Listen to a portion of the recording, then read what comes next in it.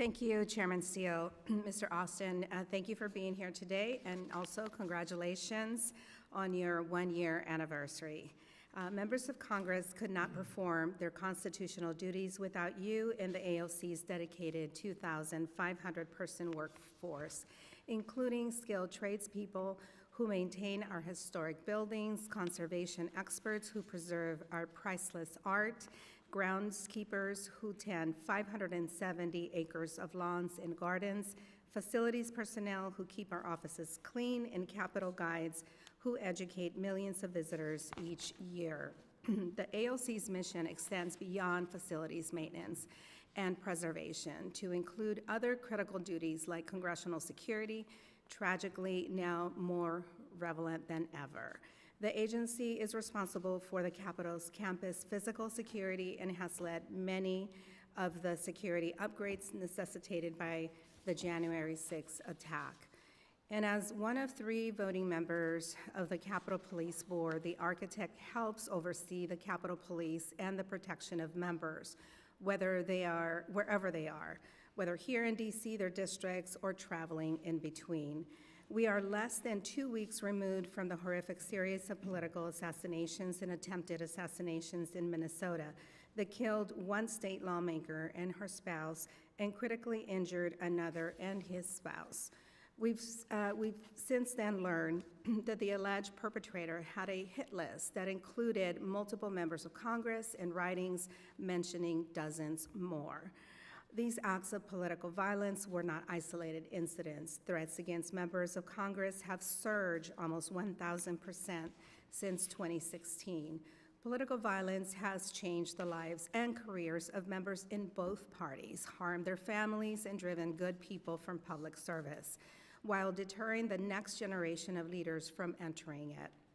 Given this backdrop, I am interested in hearing today, to the extent appropriate in a public setting, about progress on hardening the Capitol complex, development of exterior screening, and other campus security upgrades. Of course, these upgrades require funding, and I want to hear your frank assessment of whether Congress is giving you the resources that you need to accomplish this.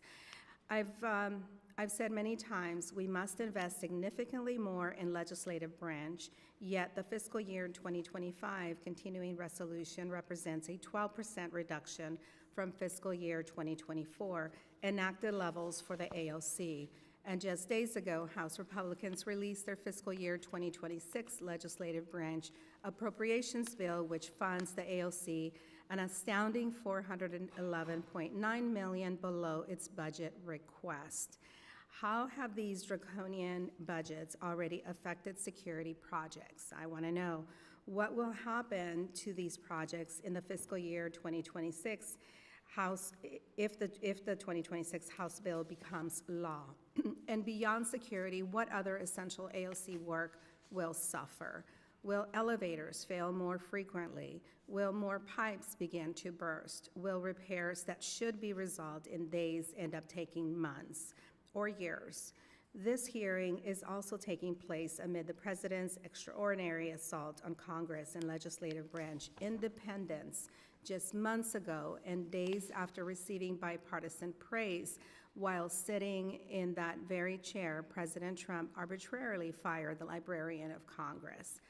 Fortunately, last Congress, our good friend, Mr. Chairman Steele, and the ranking member authored the bill that changed the architect from a presidential appointment to a congressional appointment. Now only Congress can hire and fire the architect.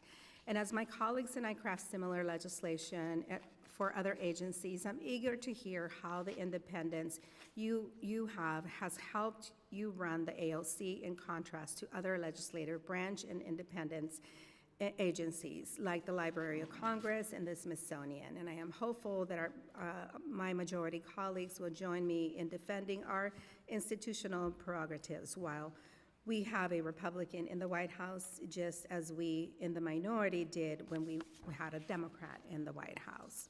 There are many other important services and functions the AOC performs for Congress, and frankly, I wish I wasn't compelled to spend so much time today discussing political violence and constitutional law.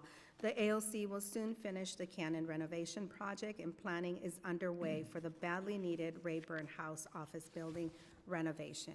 I'm looking forward to discussing these projects as well as your work to reset the agency's culture and leadership and more this afternoon. Thank you again for your service to Congress and our country, and I yield back.